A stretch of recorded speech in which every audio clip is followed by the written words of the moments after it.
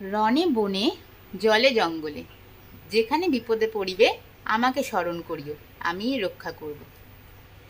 আজকে লোকনাথ বাবার পুজো, 19শে জ্যৈষ্ঠ, 3রা জুন লোকনাথ বাবার তিরোধান দিবস। সেই জন্য আমার বাড়ির একটি লোকনাথ বাবার পুজোর ছোট্ট নিবেদন, ছোট্ট আয়োজন। দেখো তো বন্ধুরা কেমন লাগছে। সামান্যতম উপহার ঠাকুরকে নিবেদন করেছি, সামান্যতম আয়োজন এখানে করতে পেরেছি। তোমরা দেখে বলো একটু এটা কেমন হয়েছে।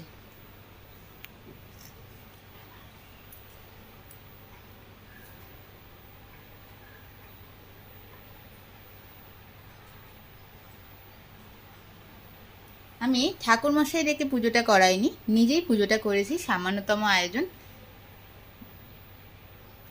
দেখো পছন্দ হয়েছে কি?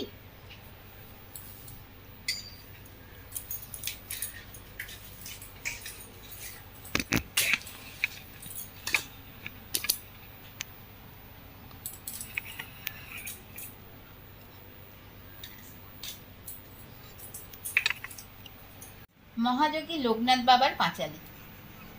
ত্রিকালজ্ঞ মহাযোগী লোকনাথের জয়, পাপি তাপি উদ্ধারিতে হলেন উদয়। আবির্ভূত হন বাবা কচুয়া গ্রামেতে, জন্মিল লোকনাথ ঘোষাল গৃহেতে। পিতা রাম কানাই ঘোষাল কমলা দেবী মাতা, ধর্মপরায়ণা তিনি সতী প্রতিব্রতা। 11 বর্ষ যবে লোকনাথ হল, ভগবান গাঙ্গুলি তারে সন্ন্যাস দীক্ষা দিল। গৃহত্যাগ করিয়া ত্যাজি পরিজন, গুরু সঙ্গে কালীঘাটে করে আগমন। বেণীমাধব বাল্যসাথী সঙ্গেতেই ছিল, শিষ্যদয় গুরু নানা যোগ শিখাইল। তারপর আসে তারা হিমাদ্রি শিখরে, দীর্ঘদিন সাধনায় সিদ্ধি লাভ করে। তারপর গুরু সঙ্গে শিষ্য 2 জন, পৃথিবীর নানা দেশ করেন ভ্রমণ। বিভিন্ন ধর্মের তত জানিবার তরে, উপস্থিত হন মক্কা মদিনা নগরে। কাবুলে আসিয়া মোল্লা সাদির ভবনে, কোরআন শরীফ পাঠ করেন যতনে। বিশ্ব পরিক্রমা শেষে বেণীমাধব সঙ্গেতে, উপস্থিত হন চন্দ্রনাথ পাহাড়েতে। দাবানল জলে উঠে বনের ভিতরে, অগ্নি থেকে রক্ষা করে বিজয় গোস্বামীরে। বেণীমাধব চলে যান কামাখ্যা ধামেতে, বাবা নেমে আসিলেন বারদি গ্রামেতে। বাবাকে প্রথমে কেহ চিনিতে না পারে, পাগল বলিয়া সবে উপহাস করে।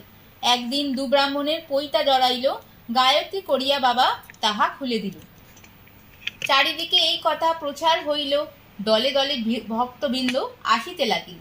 অতঃপর আশ্রম হইল বারদিতে, বহু ভক্ত শিষ্য সেবা লাগিল আসিতে। পাপি তাপি রোগী কত আসিল তথায়, সবার কষ্ট বাবা করে নিরাময়। শিষ্য আর ভক্তের বাবা বলেন একথা, আমাকে ঠাকুর রূপে পূজা